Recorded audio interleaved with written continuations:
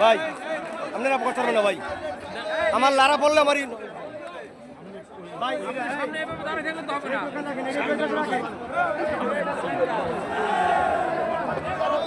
এই সবুজ ভাই একটু জায়গা দিতে হবে ভাই, কাগজটা কেমন আসতে থাকবে।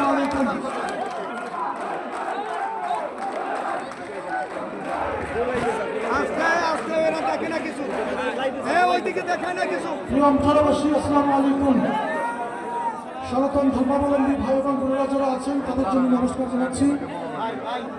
জাতীয় বিপ্লব ও সংহতি দিবস উপলক্ষে আমখলা ইউনিয়ন বিএনপি আয়োজিত আজকের এই জনসভার সম্মানিত সভাপতি, উপস্থিত উপজেলা বিএনপির সভাপতি এবং সাধারণ সম্পাদক সহ উপজেলা বিএনপি নেতৃবৃন্দ, পৌর বিএনপির সভাপতি, সাধারণ সম্পাদক সহ পৌর বিএনপি নেতৃবৃন্দ, উপস্থিত ইউনিয়ন বিএনপি নেতৃবৃন্দ, বিভিন্ন ওয়ার্ড থেকে আগত সভাপতি, সাধারণ সম্পাদক সহ নেতৃবৃন্দ, উপস্থিত অঙ্গ সহযোগী সংগঠনের নেতৃবৃন্দ, সভাপতি, রাজপথের ভাইয়েরা, বাংলাদেশ জাতীয়তাবাদী দলের পক্ষ থেকে, আমার ব্যক্তিগত পক্ষ থেকে তাদেরকে জানাচ্ছি রক্তিম অভিনন্দন এবং শুভেচ্ছা। আমখলা ইউনিয়ন বিএনপিকে ধন্যবাদ জানাচ্ছি আজকের একটি সুন্দর জনসভা আয়োজন করবার জন্য। তার পাশাপাশি যে সাংগঠনিক টিম, তিনজনের সাংগঠনিক টিম এই আমখলা এবং বনখালী ইউনিয়নে কাজ করেছেন, তার আগেও চরকাজল এবং চরবিশ্বাসের যে সাংগঠনিক টিম কাজ করেছেন, তারা সফলতার সাথে মানুষকে দাওয়াত পৌঁছে দেওয়া সহ একটি সফল সমাবেশ আয়োজন করতে সক্ষম হয়েছেন। সেই কারণে দলের পক্ষ থেকে, আমার ব্যক্তিগত পক্ষ থেকে তাদের প্রতি সম্মান, শ্রদ্ধা এবং কৃতজ্ঞতা জানাচ্ছি। সংগ্রামী বন্ধুরা, বক্তব্যের শুরুতেই আজকে আমার হোয়াটসঅ্যাপে অনেকগুলো মেসেজ এসেছে, তার মধ্যে দৈনিক যুগান্তরের একটি রিপোর্ট করেছে, তা বলেছে বরিশাল ডিভিশনে জোটের জন্য যে 5টি আসন এখনো অমীমাংসিত রাখা হয়েছে, 5টি আসনই দিনের পর দিন জামাতের পালা ভারী হচ্ছে। তার কারণ এই পটুয়াখালী দিনের কথা উল্লেখ করেছেন, যেখানে ইতিমধ্যেই গণ অধিকারের নামে বিএনপির বিভিন্ন ইউনিয়নের কর্মীদের উপরে হামলা, মারামারি, দখল, পাল্টা দখল শুরু হয়েছে। পক্ষান্তরে এখানে জামাতের যে প্রার্থী রয়েছেন তিনি আমাদের ওয়ার্ড পর্যায়ের নেতা কর্মীদেরকে, বিভিন্ন কেন্দ্রে দায়িত্বপ্রাপ্ত আমাদের এজেন্ট এবং নেতৃবৃন্দকে অনুরোধ জানাচ্ছেন যে আমি 2001 এবং 2008 সালে আপনাদের এখানকার আমাদের যে সংসদ সদস্য পদপ্রার্থী জনাব আলহাজ সাজান খান সাহেবের প্রধান নির্বাচনী এজেন্ট এবং নির্বাচন পরিচালনা কমিটির প্রধান ছিলাম। যদি এখানে বিএনপির পদপ্রার্থী না থাকে, আপনাদের প্রতি আমার অধিকার গণ অধিকারের চেয়ে বেশি। আপনারা বিএনপিকে ধানের শীষ না পেলে আপনারা আমাদেরকে ভোট দিবেন, কারণ আপনাদের সাথে গত 17 বছর আমরা লড়াই করেছি, তাদের কাশ্মীরি আওয়ামীদের বিরুদ্ধে যুদ্ধ করেছি, একই মামলায় হামলার শিকার হয়েছি, আদালতে হাজিরা দিয়েছি, এখনো আমরা একই মামলার আসামি। সুতরাং গণ অধিকার নয়, বিএনপির প্রতি যদি কারো অধিকার থাকে, যদি কারো হক থাকে, তাহলে জামাত ইসলামের আছে, হেফাজত ইসলামের আছে, কারণ তারা গত 17 বছর তাদের কাঁধ মিলিয়ে স্বৈরাচার বিরুদ্ধে লড়াই করেছে, জীবন দিয়েছে, রক্ত দিয়েছে। এই ধারাবাহিকতায় যুগান্তর রিপোর্ট করেছে যে এই পটুয়াখালীতে যদি বিএনপির প্রার্থী না থাকে, তাহলে এখানে জামাত ইসলাম বা অন্য কোনো ইসলামিক দল চলার সম্ভাবনা আছে। বন্ধুরা, আমি এই কারণে বললাম, যেখানে বাংলাদেশ জাতীয়তাবাদী দলের বিজয় দ্বার প্রান্তে, সেখানে প্রত্যেকটি নেতা কর্মীকে ঐক্যবদ্ধ হতে হবে। কোন জামাত নয়, কোন অধিকার নয় এবং ইসলামী আন্দোলন নয়, বাংলাদেশ জাতীয়তাবাদী দলই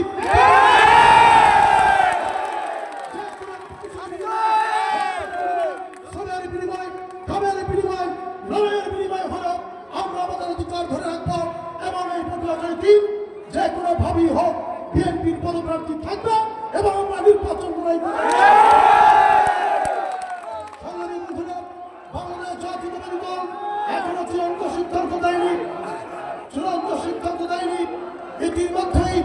ইতিমধ্যেই দলের ভিতরে পয়সা দিয়ে দালাল কেনার চেষ্টা চলছে।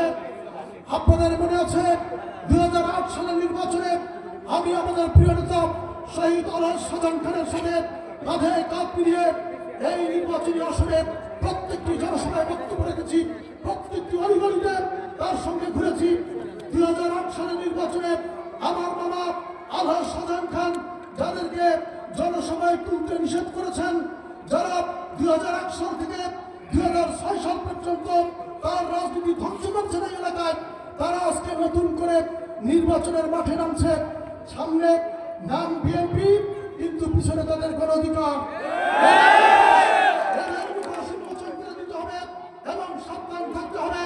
বাংলাদেশ জাতীয়তাবাদী দল একটি প্রশ্ন ঐক্যবদ্ধ থাকবে, যে কোনো ভাবেই হোক এখানে বাংলাদেশ জাতীয়তাবাদী দলের প্রার্থী থাকবে।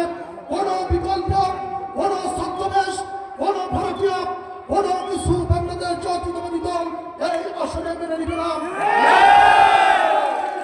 আমরা বলেছি, আমরা এই বলেছি কাশ্মীরের কাঙ্ক্ষিত উন্নয়নের জন্য বাংলাদেশ জাতীয়তাবাদী দলকে শক্তিশালী করেছি এবং আগামী নির্বাচনে যদি এই আসনে বাংলাদেশ জাতীয়তাবাদী দলের এমপি থাকে এবং এখানে যদি বাংলাদেশ জাতীয়তাবাদী দলের এমপি থাকে, বাংলাদেশ জাতীয়তাবাদী দল রাষ্ট্র ক্ষমতায় গেলে আমরা উন্নয়নের দিগন্ত স্থাপন করতে চাই, দৃষ্টান্ত স্থাপন করতে চাই এবং উন্নয়নের মডেল হিসেবে এই পটুয়াখালী 3 কামরা করে তুলতে চাই। একটি ছোট্ট উদাহরণ দেই, আমি ভেবেছিলাম আমাদের মহসিন ভাই বলবেন এইটা প্রধান খোলা কলেজ, সেই 2004 সাল থেকে 21 বছর পর্যন্ত একটি বিএনপির কলেজ ধরে এটার এমপি বন্ধ করে রেখেছিল আওয়ামী লীগ। আমরা এই 5 তারিখের পরে আমখোলা কলেজকে এমপি মুক্ত করেছি। আমরা এই আমখোলার আমরা আমখোলা দলীয় সংযোগ সেতু নির্মাণ করব, আমখোলা কলেজকে ডিগ্রি কলেজ উন্নয়ন করব, আমরা দাখিল মাদ্রাসা ভবন নির্মাণ করব, আমরা মদিনার দাখিল মাদ্রাসায় নতুন ভবন নির্মাণ করব, আমরা খলিফাবাড়ি দাখিল মাদ্রাসা ভবন নির্মাণ করব, আমরা দক্ষিণ বাউরিয়া মাধ্যমিক বিদ্যালয় ভবন নির্মাণ করব, আমখোলা ইউনিয়নের বিভিন্ন হাফিজি মাদ্রাসাগুলোকে আমরা উন্নয়ন এবং নতুন ভবন দিয়ে উন্নয়ন করার চেষ্টা করব। শেরুখারহাট থেকে কাঁঠালবাড়িয়া পর্যন্ত বোর্ড স্কুল এবং তুলাবাড়িয়া হাট হয়ে সিংহের হাট পর্যন্ত জরুরি যে রাস্তাটি রয়েছে, এই রাস্তাটি বাংলাদেশ জাতীয়তাবাদী দল নির্বাচিত হলে আমরা নির্মাণ করব এবং আমরা রাস্তা নির্মাণ করব গ্রামে এবং ইউনিয়নের বাদুরাহাট থেকে চৌলাবাজারের পার হয়ে নশাই শিল্পের সুরিশ পর্যন্ত আমরা রাস্তা নির্মাণ করব।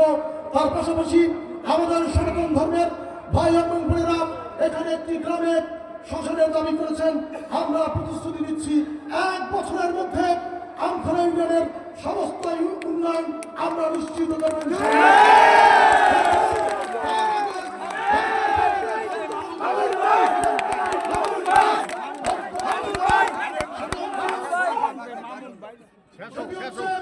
আজ থেকে শুরু করে নির্বাচনের দিন পর্যন্ত আমরা বাংলাদেশ জাতীয়তাবাদী দল ব্যতীত কোন ধরনের কোন প্রার্থী, কোন ধরনের কোন নোট এবং চোট কারো কাছে আমরা আত্মসমর্পণ করব।